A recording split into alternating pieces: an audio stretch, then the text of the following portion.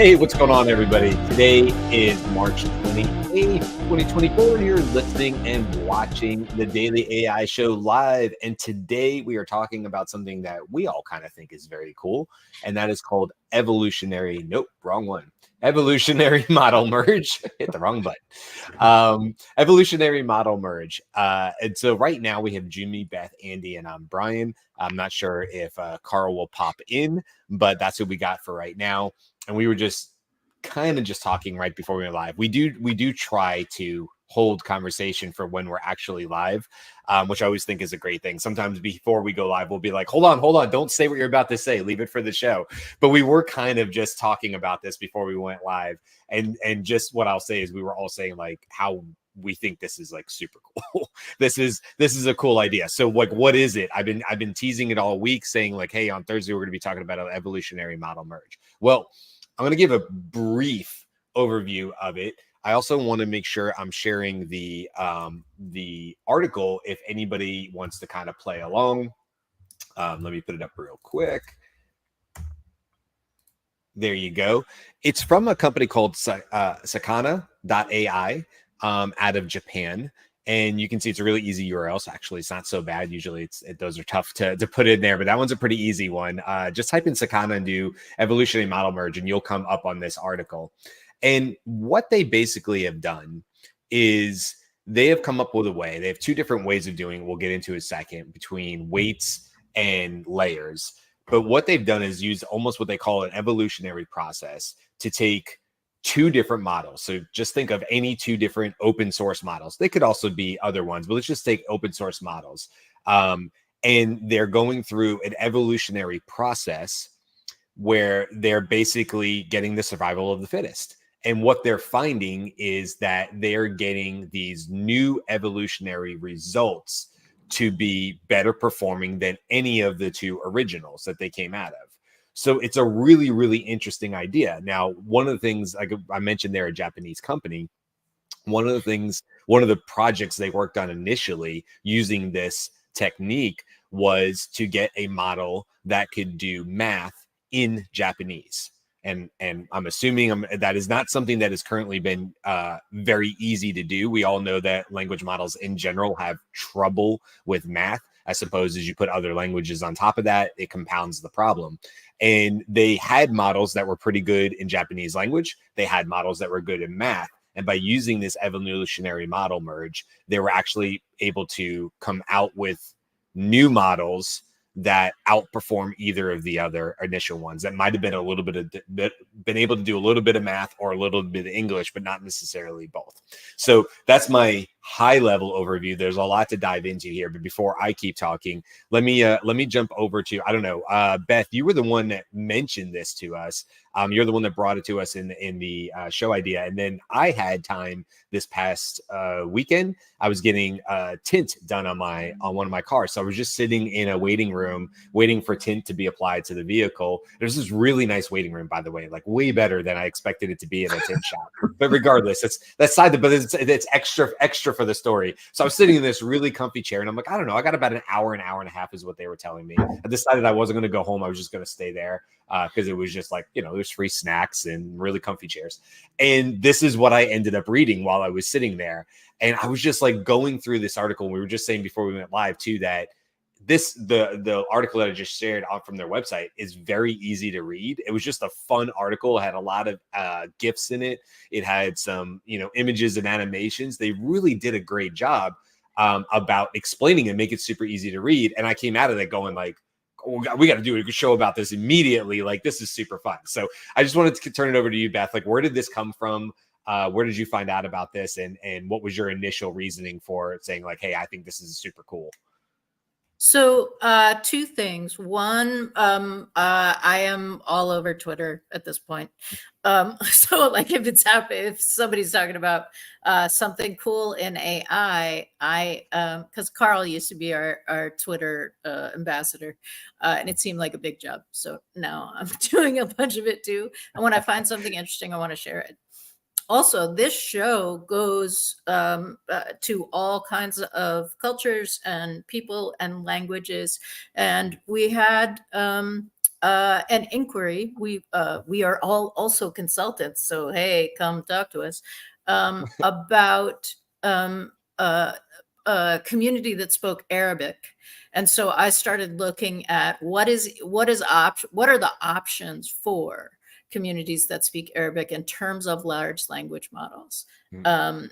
And when I came across this paper, I know that there is an open source large language model that is JAIS, that is an Arabic large language model, and I don't know more about it. But that was the idea. That was the idea of like, oh, okay, does this make some other things possible based on that? And the idea of it felt also very much like so there's an improv tenant that like after the first like 30 seconds of a scene or 1 minute of a scene, you have everything you need. You just need to go back and rehash that. And there is a part of this that is like, okay, let's just do what we've already got. Let's see what we can make with what we've already got. So those were the big pieces for me. I love that analogy. That's a really cool way of looking at it. Is like, oh, we have all these amazing open source language models that are amazing in their own right. What if we just use that instead of trying to start from scratch or try to produce something net new? Why don't we use what we have and just try to use pieces and parts of it to make a new version that's better at doing that particular job? And we've talked about this on the show, right?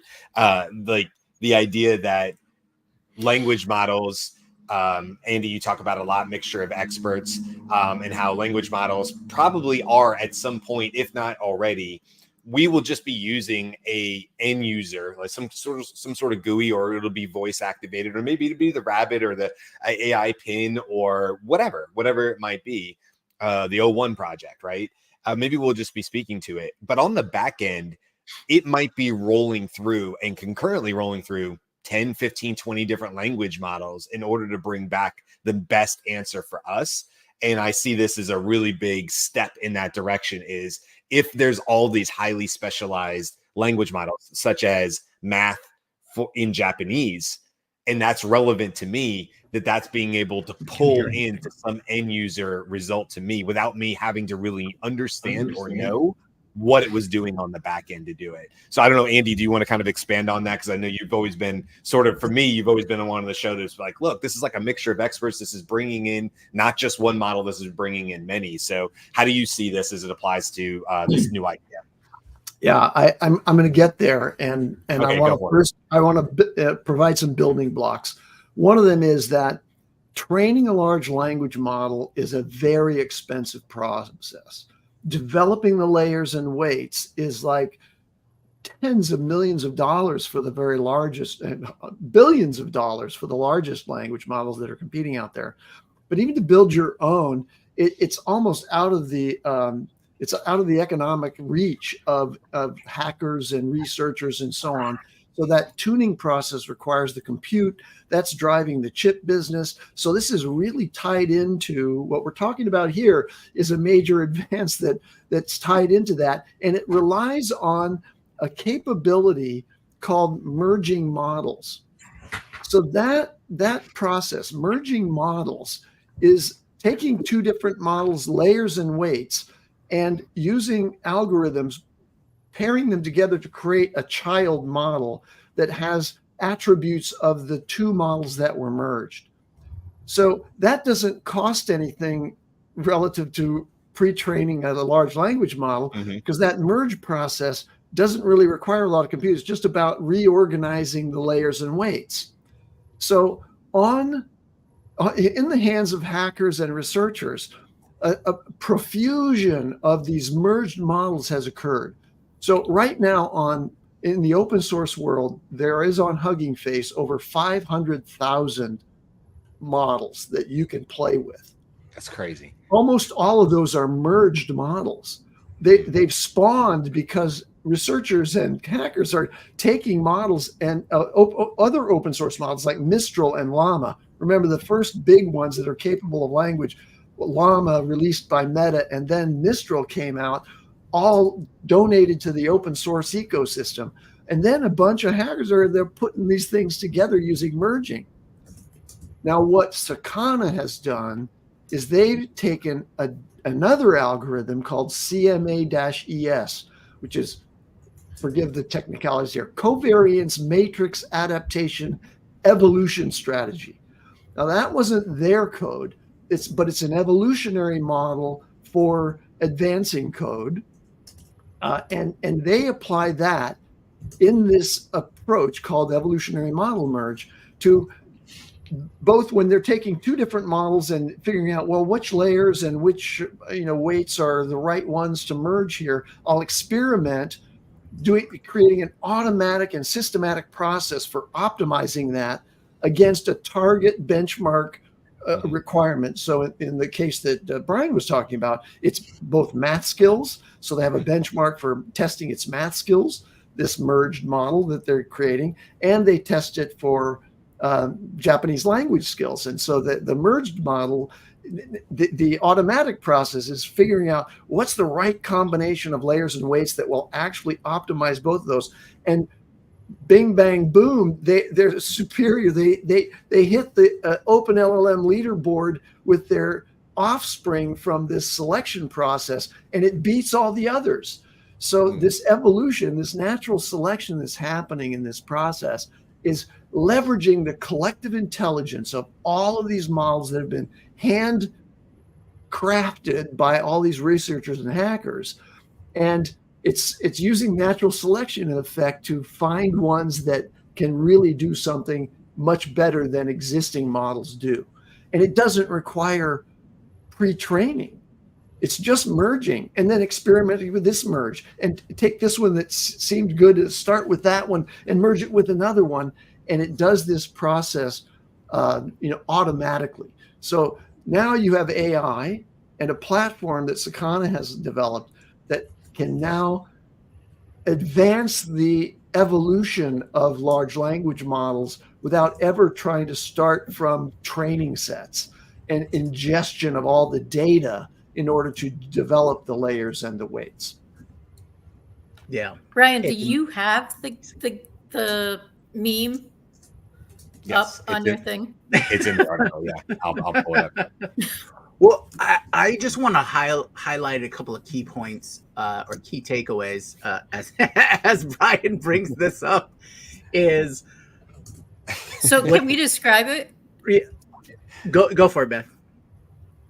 So it's the meme of Noah on the ark, and he is looking at an elephant and a penguin, and underneath it says, "What the hell is this?" And then he's pointing to something on the other side, and it also indicates the names of the models that they created, that they used to then create what the image shows is a penguin body with the head of an elephant.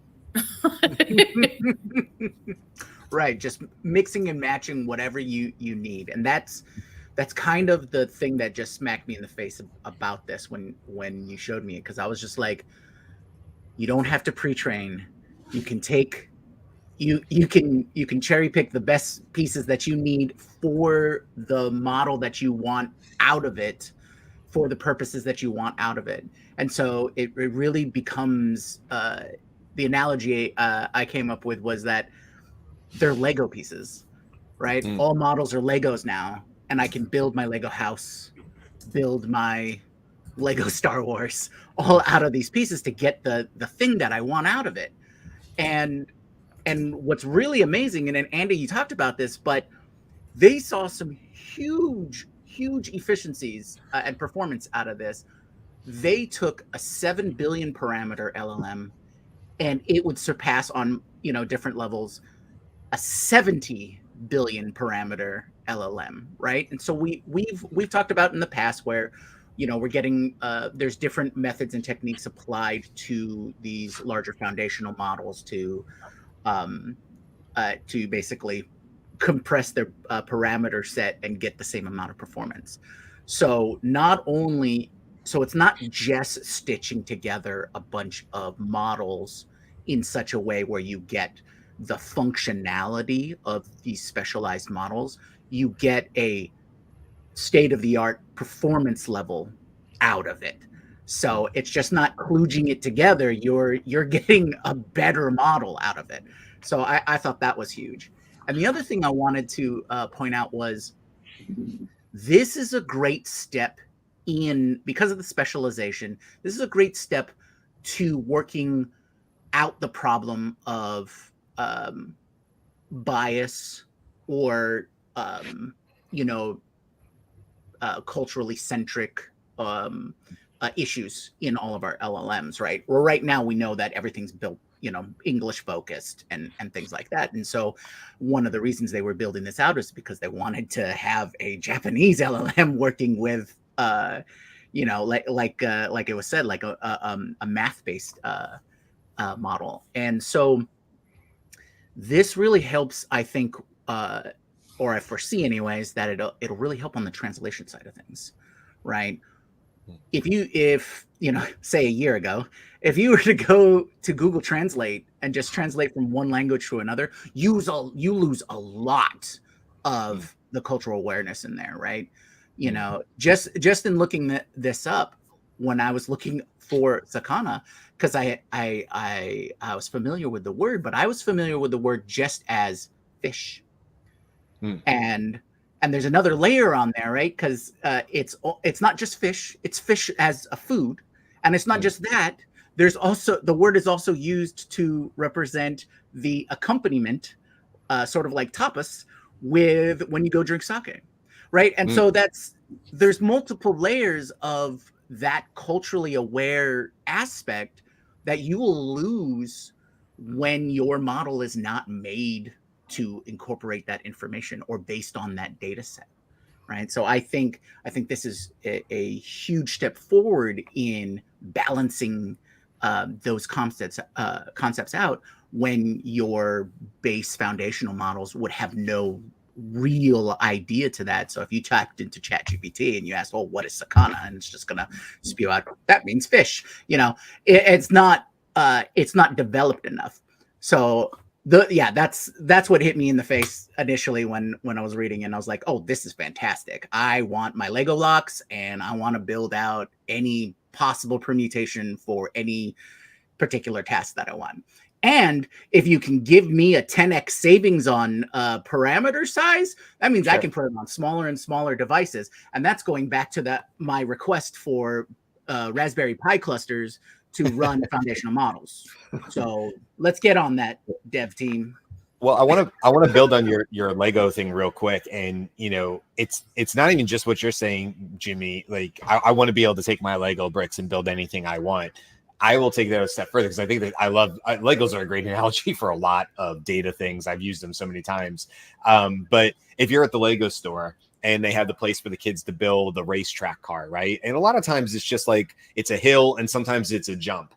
Well, okay, so you need your Lego car needs to reach a certain speed or it gets knocked off the track. This is hypothetical. And it also needs to clear a certain gap and land on the other side in order to be successful. So we need speed and we need distance of the jump to do it.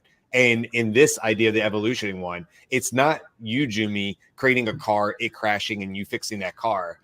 It's hypothetically you and a million of you racing new cars down the track simultaneously, and the only ones reaching the target goals at the end are the ones that reach the speed and reach the height that they needed to in order to clear the gap.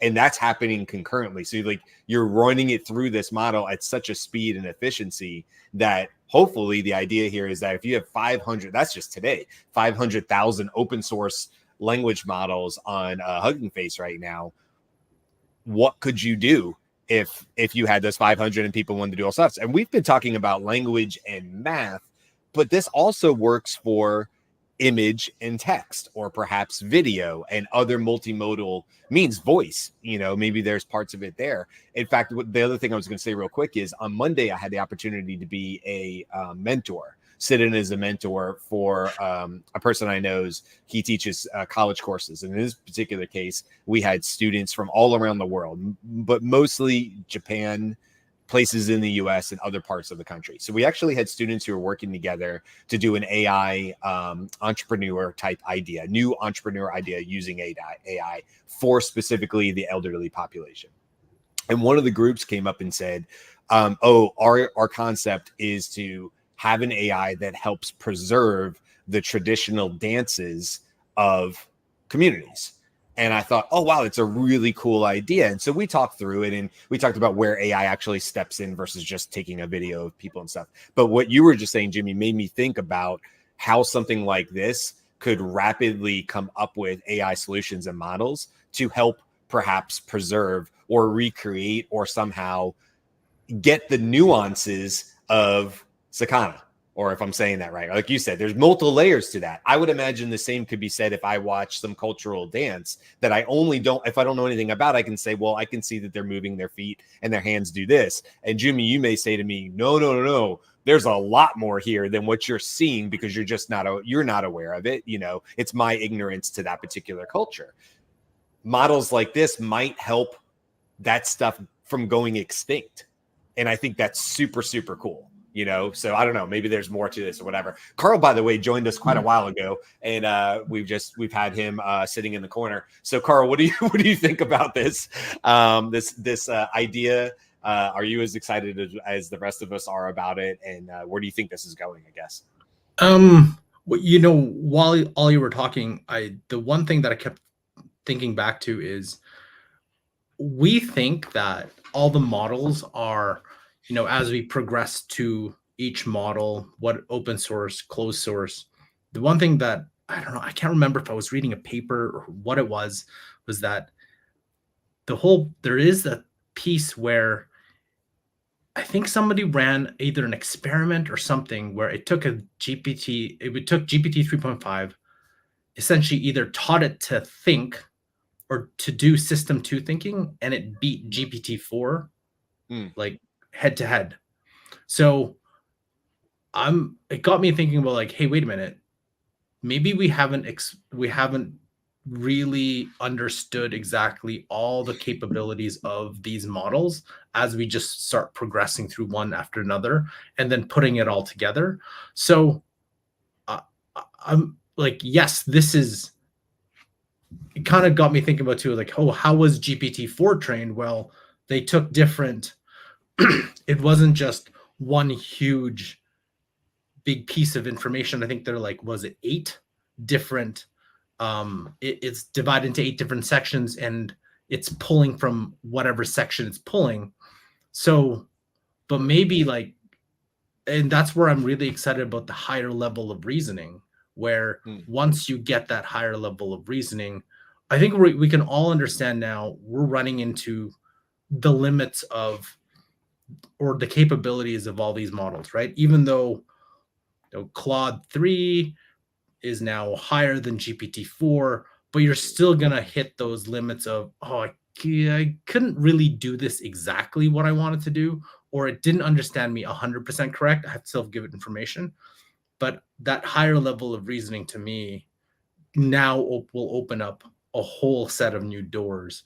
But I still think if we go back to those base models, did we fully exhaust everything that we could possibly do with it? Or maybe those reasons, wasn't there another paper where somebody said the future AGI or future models will be governed by lesser models, and so the smaller models will start governing the bigger ones? So that just opened up a lot of thoughts in my head about, you know, this one plus, but have we fully explored all those individual models as we start racing to the next piece? Right. I want to make a bit of a distinction between having a council of models that, you know, represent different expertises and so on, and the mixture of experts architecture is like that.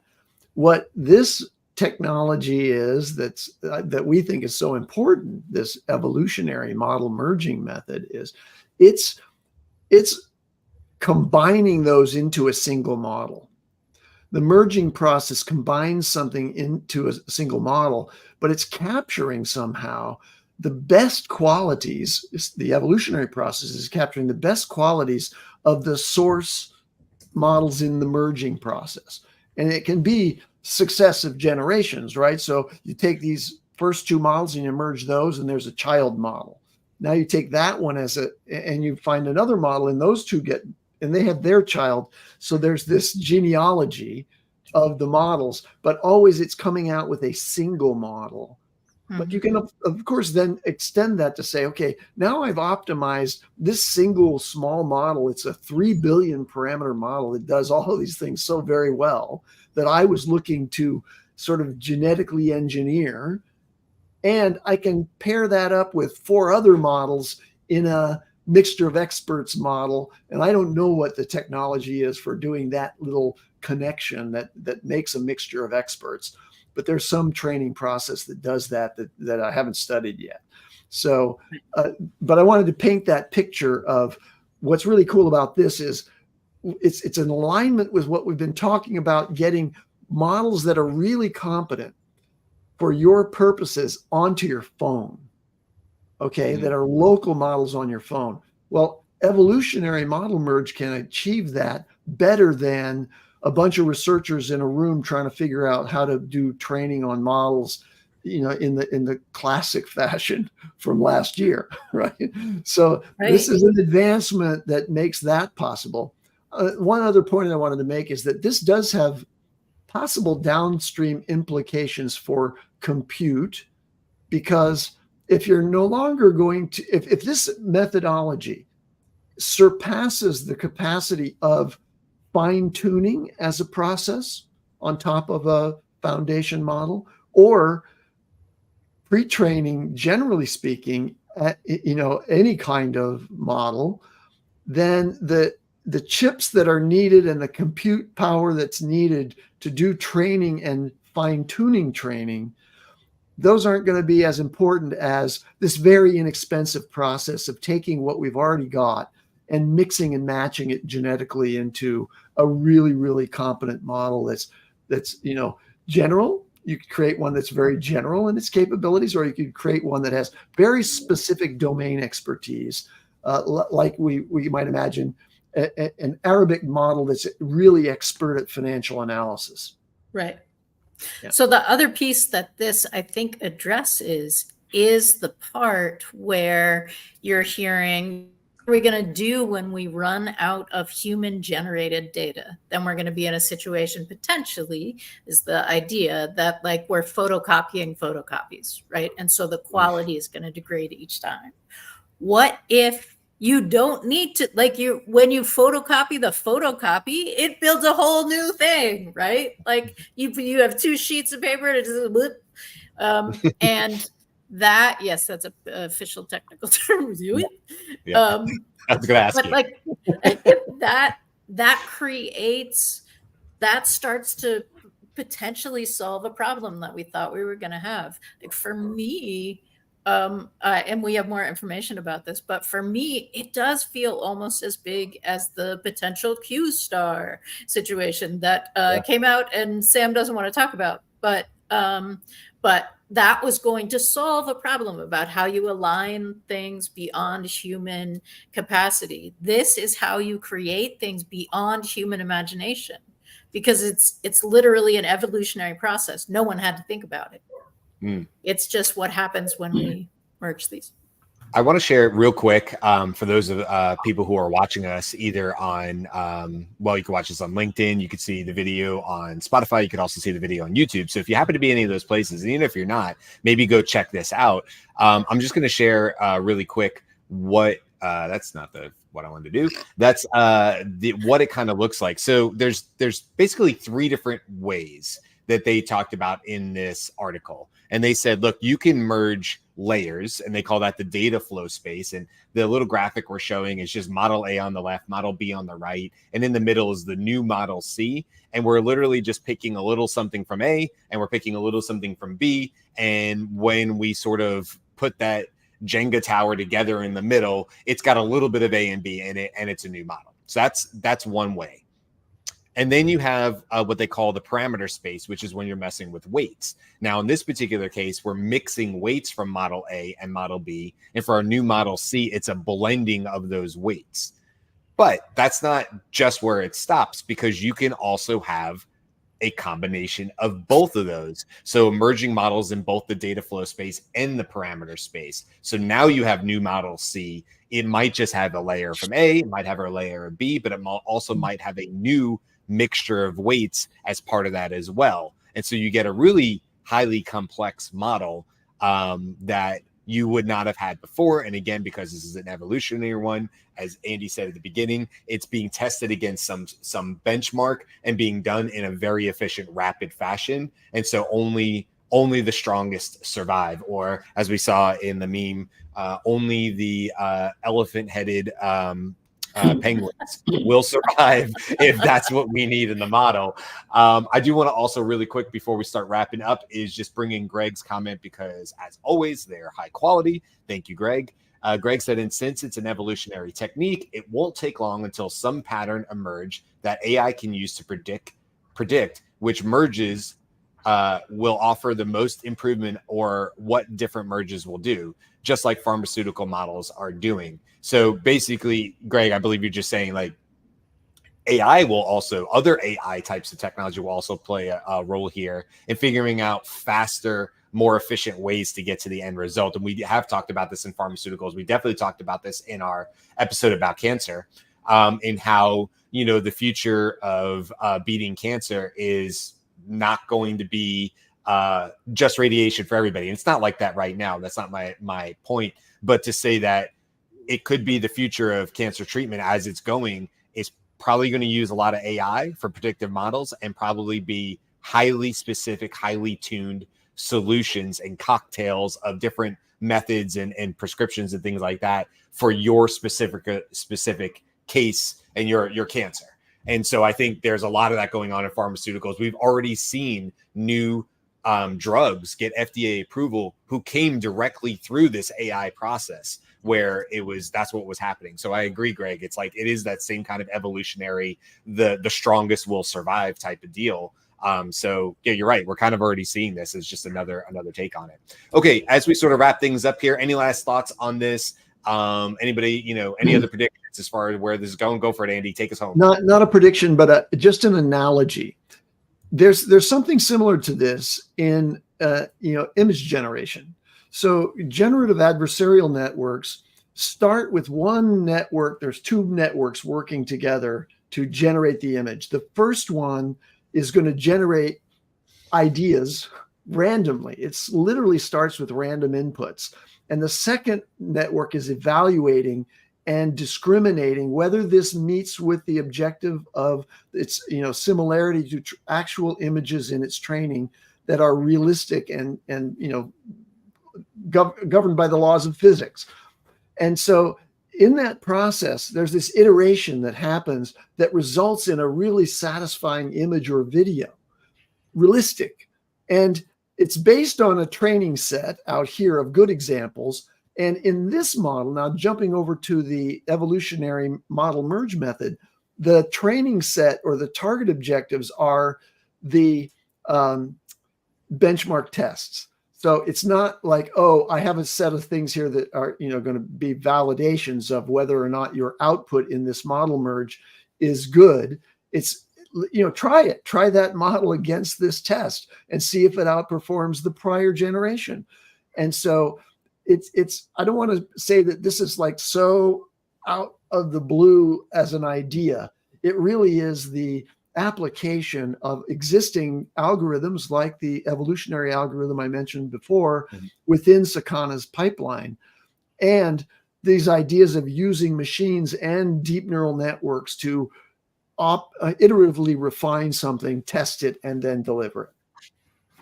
Love it. We'll leave it there. Always more to talk about. I am sure this will come back up, as we always say, because there'll be new stories on it, new theories and things, and we'll cover them here on the show as they come out. Tomorrow, we're going to be talking about Claude. If you've been curious about, Haiku, Sonnet, Opus. What do those three mean? What does Claude 3 mean? What does all this stuff about Claude saying it's now better than GPT-4? Okay, what does that mean? We're going to be covering that tomorrow in our show. So we'll be talking all things Claude. What do we think about it? Have we been using it? Are we leaving ChatGPT in the dust and switching over? You'll learn all that tomorrow on the show. Next week, we have a bunch of shows. We're talking about, the race to instant results, better, faster, stronger, those kind of things. That's on Monday. Tuesday, we're going to be talking about what do you need to do as a business to get ready for GPT-5 and beyond. We have the news next week. We're also talking about a show idea that came out of last week. What are the AI movies that we think have gotten closest to what we think and each individual of us think the future is of AI? So that's going to be a really fun conversation. And of course, next week to wrap up, we'll have our, what did we just talk about? So we'll be circling back to this stuff as well. So lots of great topics, but specifically tomorrow, if you're interested in learning more about Claude, come back tomorrow and we're going to do a deep dive and give you, as always, our honest review of what we think. If we think it's, not up to stuff, we will certainly tell you our opinions on that and have some good conversation along the way. All right. Thanks, everybody. That's been great. And we'll see you tomorrow. Bye. Aloha.